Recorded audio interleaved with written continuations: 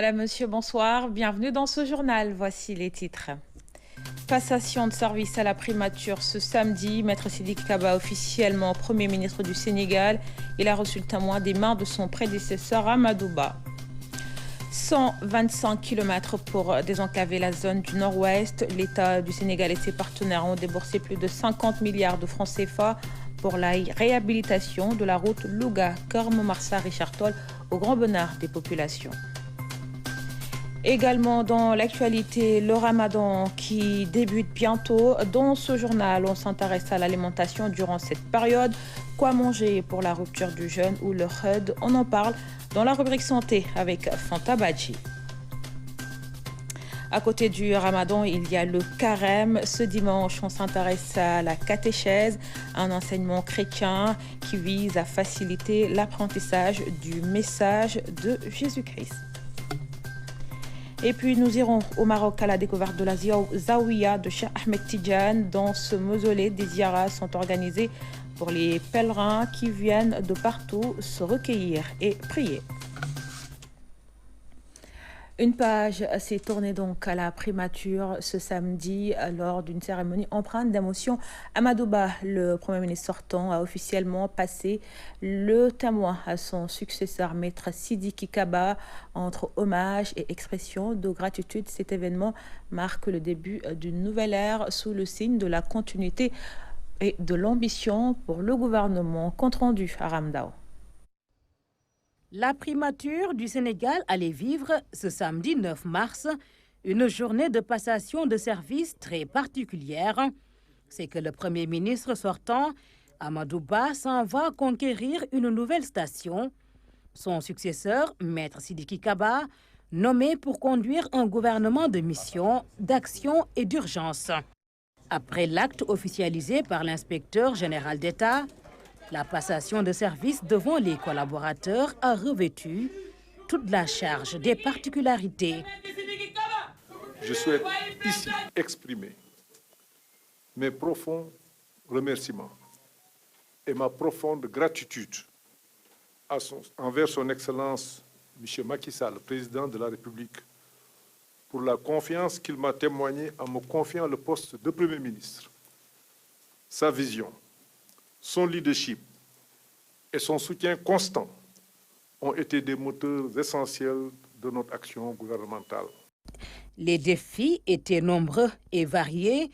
Le Premier ministre remercie ses collaborateurs pour la résilience et la détermination. À son successeur, il souhaite beaucoup de succès. Monsieur le Premier ministre Sidiki Kaba, chers voisins, je vous adresse mes sincères encouragements. Je suis convaincu qu'avec votre expérience, votre sagesse et votre abnégation envers notre nation, vous continuerez à diriger notre gouvernement avec succès et à servir notre pays avec dévouement. Je vous souhaite tout le succès possible dans vos nouvelles responsabilités. Maître Sidiki Kaba, Amadou Ba, les deux ont bien souvent eu des destins similaires dans le gouvernement du président Macky Sall. Ils s'en rappellent sur fond de gratitude. Je voudrais, à l'entente de mes propos, vous dire que je suis habité par un sentiment de grande émotion, mais en même temps aussi un sentiment de profonde gratitude envers, comme vous l'avez dit, celui que notre Constitution nomme le gardien de la Constitution, à savoir son Excellence, Monsieur le Président de la République, Macky Sall. Ensemble, nous avons eu l'honneur de le servir et de servir notre pays. Et vous l'avez dit, il n'y a pas de hasard. Nous nous sommes toujours retrouvés côte à côte. Et lorsque nos fonctions ont changé, j'étais aux affaires étrangères et vous êtes venus, vous avez pris le fauteuil des affaires étrangères. Et le hasard voudrait aujourd'hui que ce soit vous qui m'accueilliez ici à la primature pour me céder le fauteuil de Premier ministre du Sénégal. Le Premier ministre Amadou Ba, candidat à l'élection présidentielle du 24 mars, prend date avec le soutien aussi de son successeur. Bien que je quitte mes fonctions de Premier ministre, mon engagement, ma loyauté envers le président Macky Sall reste intacte. Ensemble, nous allons continuer à servir ce pays, à travailler sous son leadership pour que notre pays puisse être émergent. C'est le seul combat qui vaille. Monsieur le Premier ministre, je voudrais vous dire que je vous ai vu à l'œuvre, je m'en inspirerai. Je vous ai vu la manière dont vous avez travaillé avec vos collègues dans le gouvernement, je m'en inspirerai. Je ferai en sorte que nous puissions atteindre nos objectifs. Mon dernier mot, le président de la République Macky Sall vous a choisi. Ce n'est pas un hasard.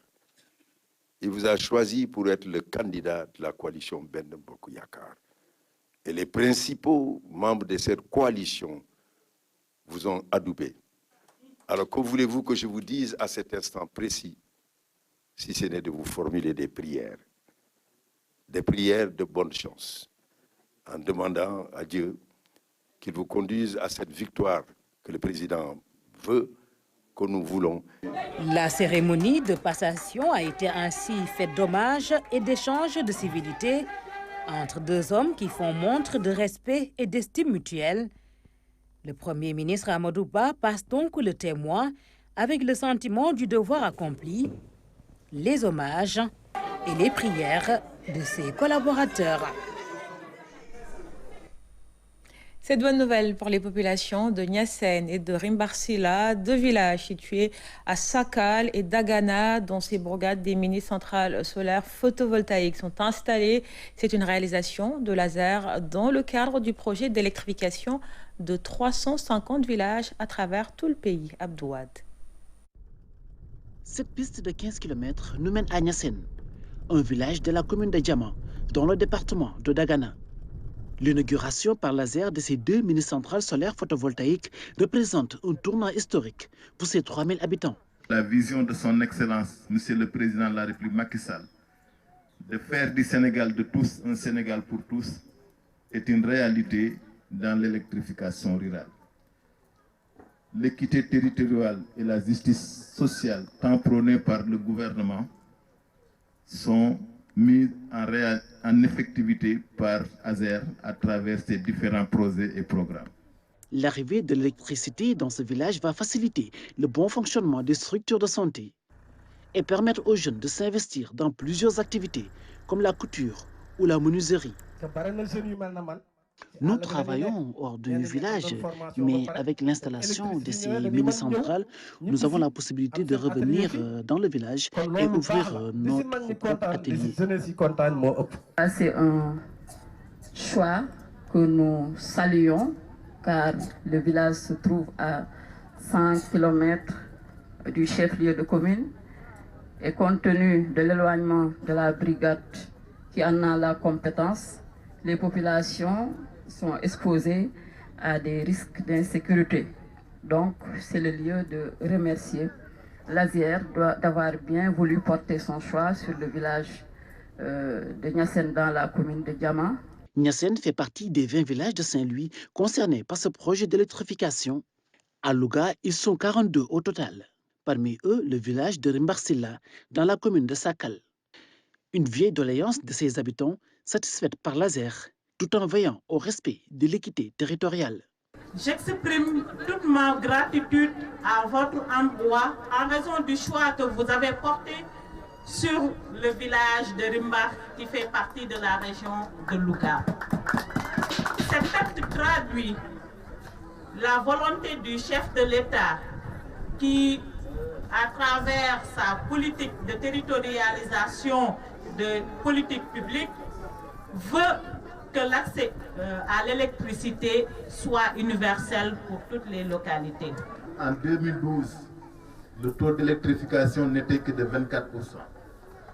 Avec les efforts et la priorité accordée à l'électrification rurale à travers le PSE par son Excellence Monsieur le Président Macky Sall, aujourd'hui nous avons franchi la barre de 65%. Donc, l'électrification de Rimbassila et d'autres localités rentre dans ce cadre et nous félicitons l'ensemble des populations qui en bénéficient aujourd'hui. Rimbassila et Niassène, 2 des 350 villages visés par ce projet d'électrification, d'un coût global de 79 milliards de francs CFA. Dans la région de Thiès, la Sénélec a déboursé 250 millions de francs CFA pour électrifier une dizaine de villages. C'est dans le cadre d'un programme d'accès universel à l'électricité à l'horizon 2025. 50 autres localités vont en bénéficier, nous dit Fatima Tabanelba. L'équité territoriale et la justice sociale concrétisées dans le Cayor des profondeurs, où les populations ont longtemps souffert de leur enclavement, mais également de leur manque d'électricité. C'est désormais chose faite. La lumière jaillit dans les villages de Loyenjok, Loyenbar, Gardenias, Sanchi, Tibar et autres. À travers ces mises en service, la Sénélec met en œuvre la politique d'accès universel à l'électricité à l'horizon 2025 dans ces localités de la commune de Mérina Dakhar, dans le département de Tivaouane. Après Dia, après Ndjebel dans le Saloum, après Keur Socé, après Kaymor, aujourd'hui nous voilà à Mérina Dakhar pour continuer notre marche résolue vers l'accès universel à l'électricité conformément à la vision de son Excellence, Monsieur le Président de la République. Nous n'allons pas baisser les bras, nous allons continuer parce que vous le méritez, parce que vous en avez besoin, mais surtout parce que ça a été un engagement de son Excellence, Monsieur le Président de la République. Et nous allons déployer tout ce qu'il faut pour réaliser cela. Parce que ce Sénégal de tous et ce Sénégal pour tous, nous ne dormirons que lorsque nous aurons à réaliser l'équité territoriale et la justice sociale. C'est près de 5 villages répartis sur 30 km qui ont été électrifiés, ce qui équivaut à près de 250 millions. Et nous ne nous arrêtons pas là. Les villages de Tiaré, Sassé, Niak et tant d'autres seront aussi électrifiés. Cet accès à l'électricité va permettre de réduire les inégalités sociales et d'améliorer par la même occasion les conditions de vie des populations, par l'augmentation de la productivité de la commune dans les domaines de l'agriculture et de l'élevage. Le Cayor des profondeurs. Nous, population du Cayor des profondeurs, sommes reconnaissants à la Sénélec, mais demandons solennellement une convention spéciale pour l'électrification des 50 villages restants, en plus de ce que nous avons déjà. Que cette vision est déclinée dans le plan national d'aménagement et de développement territorial, qui dit que l'accès à l'énergie est à la base des activités quotidiennes courantes. Le fonctionnement des unités industrielles, le transport et l'ensemble des services qui rythment la vie économique et sociale. Donc, d'où l'importance d'améliorer l'accès à l'électricité pour favoriser le développement économique et social du Sénégal. À quelques jours du début du mois de Ramadan, la Sénélec a offert des bons de congélateurs aux femmes des différentes localités électrifiées. Avant Thiès, le directeur général de la Sénélec et sa délégation se sont rendus à Gossas et à Touba pour régler les problèmes d'alimentation en électricité dans ces zones. Et pendant ce temps, le directeur général des douanes, lui, poursuit sa tournée dans les unités intérieures. Après celle du centre, la région douanière du sud-est a reçu Dr Mbaye. Il se dit satisfait des réalisations enregistrées par les services de la première région douanière, Moussa Mané. Moussala, porte d'entrée et de sortie du corridor sud. Nous sommes à 900 km de Dakar. Ici, le directeur général des douanes, au plus près des réalités du terrain et au contact de ces hommes.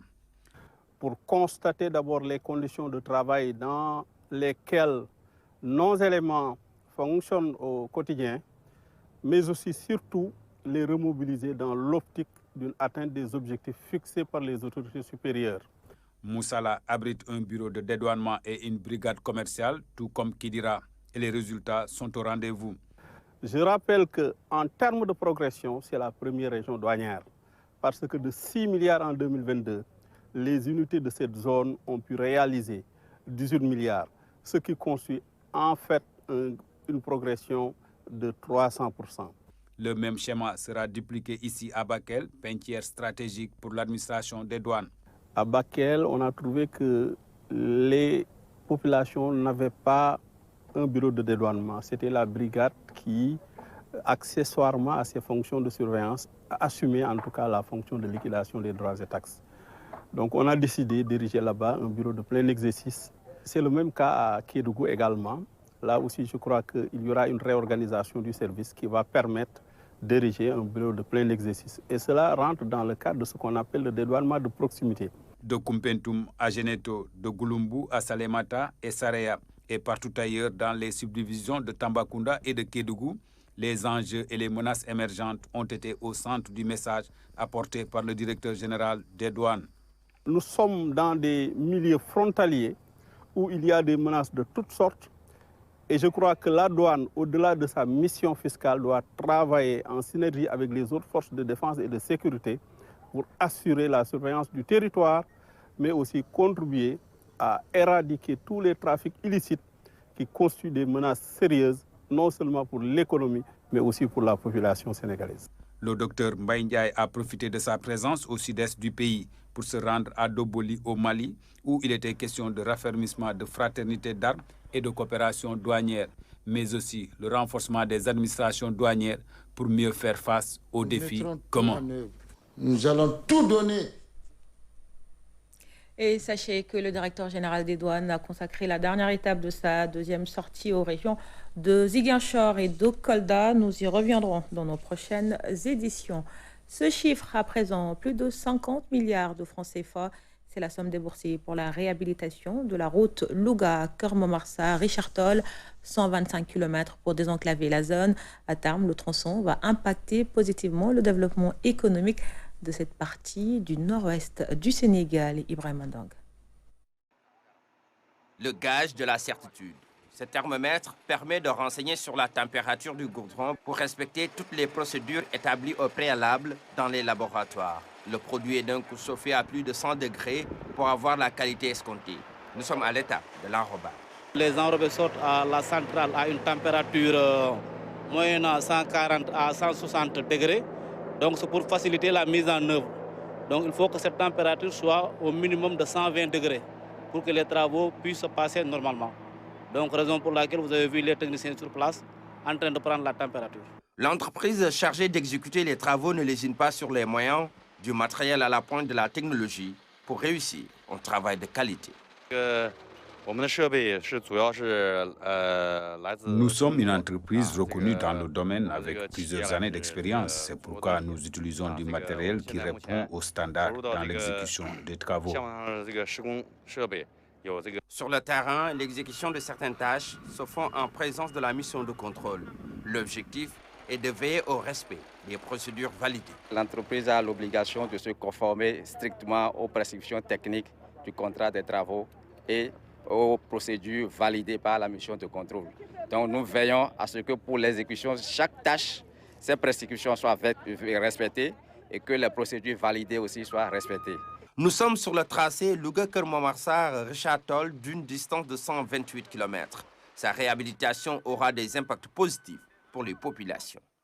Sur le plan social, vous avez vu les réaménagements que le projet fait au niveau des, en tout cas, des institutions sociales, mais sur le plan économique.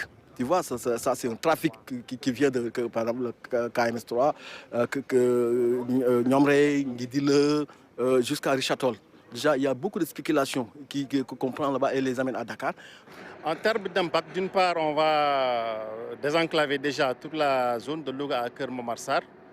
Le temps de parcours pour ceux qui se rendent dans la zone nord, entre Louga et la zone nord, sera réduit pratiquement d'une heure parce qu'en passant de Louga-Saint-Louis jusqu'à Richard Toll, on se tape 180 km, alors que de Louga à Keur-Momar-Sarr, on est à 128 km environ.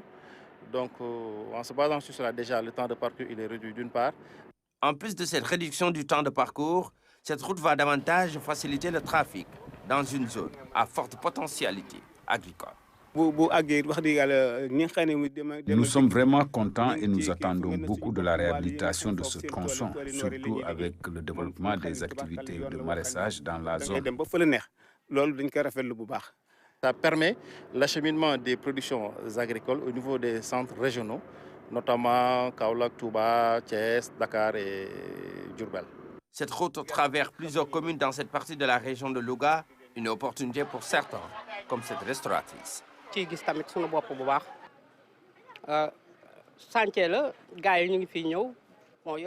Nous tirons vraiment profit de ce chantier car la clientèle a beaucoup augmenté. Avant, je vendais entre 3 à 4 kilos, mais actuellement, je fais le double et parfois même, on vend jusqu'à 15 kilos.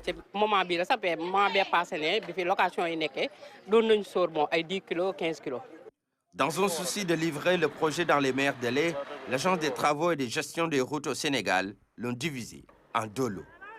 Le premier lot, c'est la section de Louga à Keur-Momar-Sarr qui fait 54 km, financée par l'État du Sénégal à travers une convention avec le fonds de l'OPEP. Le coût des travaux est de 13,7 milliards. Et aujourd'hui, comme vous avez pu le constater, on est pratiquement à la dernière couche qui va commencer, qui est couramment appelée le goudron, que nous appelons le béton bitumineux. Donc la couche de revêtement est en cours, que nous avons commencé il y a cela 2 semaines. La deuxième section de Keur-Momar-Sarr Richard Toll, par contre, est aussi financée par l'État du Sénégal à travers une convention avec la BAD. Le coût des travaux là-bas atteint pratiquement 38 milliards de francs CFA. 51 milliards, c'est l'enveloppe qui a été mise sur la table par l'État du Sénégal et ses partenaires pour la réalisation de l'infrastructure. À terme, beaucoup de défis vont être relevés. Les besoins en eau potable entre Dakar, Thiès et la Petite Côte vont passer de 763 000 mètres cubes jour en 2025 à 3 millions de mètres cubes jour en 2050. Annonce faite ce jeudi, c'est en marge de l'actualisation du schéma directeur de la SONES. Amadou Diallo. Il représente à lui seul 80% des besoins en eau potable au niveau national. Le triangle Dakar-Thiès-Petite-Côte est une zone urbaine dynamique avec notamment la création de pôles urbains. Cette actualisation du schéma directeur de la SONES engage réflexions et actions pour une évaluation de la demande en eau potable. Il s'agit d'anticiper les besoins, mais aussi d'éviter et de supprimer les déficits. L'exercice a également pour but de faire le diagnostic des infrastructures. Quelle croissance de la production devrait-on assurer pour bien contenir la croissance ininterrompue de la demande en eau? Les premiers résultats des études réalisées sont du reste très édifiants. En effet, d'après les projections faites, les besoins en eau passeront de 763 000 m3 jour en 2025 à 1 800 000 m3 jour en 2040, puis 3 millions de m3 jour en 2050. Cette hausse des besoins en eau potable en croissance continue appelle bien des stratégies. Et dans une logique de couverture durable des besoins, tout en préservant les ressources vulnérables, les options de mobilisation seront basées sur une combinaison de sources différentes. Le fleuve Sénégal, directement ou via le lac de Guiers, le fleuve Gambie pour le traitement des eaux de surface douce et l'océan Atlantique pour le dessalement d'eau de mer. Le Sénégal a un statut de leadership en matière de gouvernance et d'accès à l'eau potable. L'exercice d'actualisation du schéma directeur a réuni autour de la SONES des acteurs du secteur, des experts, des députés, des représentants des collectivités territoriales et des partenaires. Et les résultats de cette étude, sans nul doute, fourniront une base solide pour l'élaboration de politiques et de stratégies efficaces visant à garantir un approvisionnement en eau potable sûr, fiable, mais aussi durable pour tous les habitants de la zone de Dakar et même plus. Et ceci donnera aussi un plan d'action pour tous les partenaires qui auront à intervenir donc, dans le futur. Cet exercice entre dans l'ordre d'une approche anticipative de gestion de la demande en service d'eau potable à travers l'élaboration d'un instrument de planification stratégique apte à prendre en charge les orientations sectorielles déclinées dans le plan Sénégal émergent. La rubrique Carême de ce dimanche s'intéresse à la catéchèse. Elle désigne l'ensemble des actions et paroles destinées à rendre accessible le message chrétien aux enfants, jeunes et aux adultes à la paroisse Marie Immaculée des Parcelles Assainies. L'éducation de la foi est diligentée autour d'un aumônier qui supervise tous les enseignements dispensés par des laïcs en général. Philomène Constance Diagne. Ce samedi matin, le Père Pascal visite quelques catéchumènes au niveau de la chapelle des cours secondaires des Parcelles Assainies. À l'intérieur, on retrouve quelques-uns d'entre eux en plein encadrement. Au nom du Père, et du Fils, et du Saint-Esprit. Ensuite, il dit « je ». Ensuite, continuez. Que j'ai péché. Quoi? En pensée, en parole, par action et par omission. Cette prière est une parmi tant d'autres qui doit être maîtrisée par tout baptisé. La pédagogie adoptée par le catéchiste semble bien réussir. Je reconnais devant mes frères que j'ai péché. Il va nous expliquer c'est quoi pécher en pensée. Oui. Pécher en pensée, c'est quand tu penses mais quelque chose qui n'est pas bon. C'est quand tu penses quelque chose qui n'est pas bon. Tu connais un exemple de quelque chose qui n'est pas bon en pensée? Oui. C'est comme si tu jettes la malheur à ton meilleur ami en pensée. Dans une autre salle, des enfants en classe de CI qui commencent à peine leur éducation religieuse. Dieu est notre Père. Et ce Père-là, qu'est-ce qu'il a fait pour nous? Il nous a créés et il a fait le monde pour nous. Il est grand. Dieu a fait quoi? Il a fait le terre.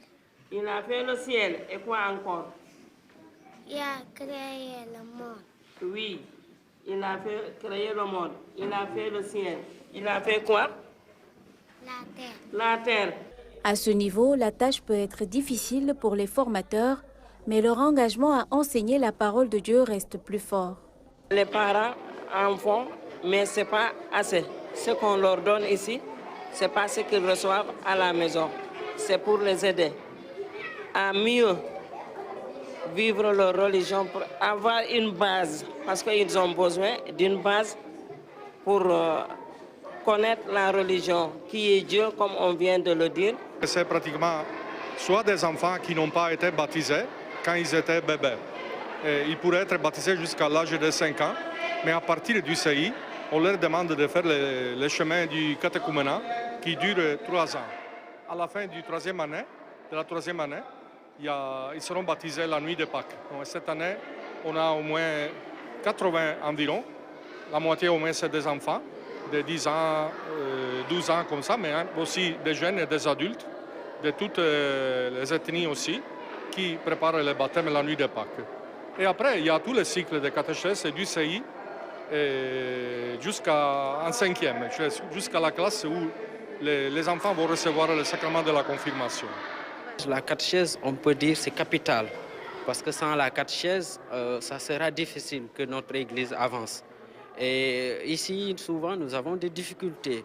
Chaque fois, en début d'année, nous lançons un appel aux laïcs pour qu'ils s'engagent pour l'enseignement de la catéchèse, mais chaque fois, en fait, il y a peu de gens qui s'engagent. C'est pourquoi, même dans les classes, ça nous arrive souvent de manquer des catéchistes. Donc souvent même, ça nous arrive de regrouper des classes. Et c'est pourquoi nous lançons encore un appel en tout cas aux laïcs de s'engager, parce que les prêtres ne peuvent pas tout faire. Être catéchiste requiert cependant une bonne connaissance biblique et de la pratique religieuse. Catéchiste, c'est une formation, mais à la base, tout chrétien qui est baptisé, qui a suivi en tout cas la catéchèse, qui est baptisé, peut s'engager dans la catéchèse. Parce que ici, par exemple, à MIPA, si vous êtes nouveau, donc vous êtes encadré. Donc on ne vous laisse pas comme ça, vous venez et on vous donne une classe. Donc il y a un titulaire qui est là, donc vous êtes d'abord comme suppléant. À part ça aussi, nous avons des formations que nous organisons au niveau de la paroisse. Pratiquement autour de l'année, on peut avoir 4 à 5 formations où des gens nous apprennent sur la pédagogie catéchétique, nous apprennent aussi, disons des pères, nous apprennent aussi vraiment qu'est-ce qu'il faut faire au niveau de la catéchèse. À part ça, il y a les partages aussi qu'on fait avec les collègues. Donc tout cela, ça forme le catéchisme à pouvoir vraiment livrer son cours correctement. L'Église, en général, la paroisse MIPA en particulier, accorde beaucoup d'importance au catéchuménat. En atteste sa forte communauté et pour toucher le plus de cœur avec la parole de Dieu, les enseignements sont faits en plusieurs langues locales et en cela, le Père curé Pascal gratifie le Seigneur. Et c'est ainsi que s'achève cette édition. Merci pour votre fidélité. Bonne soirée à tous et à tout à l'heure pour le 23h.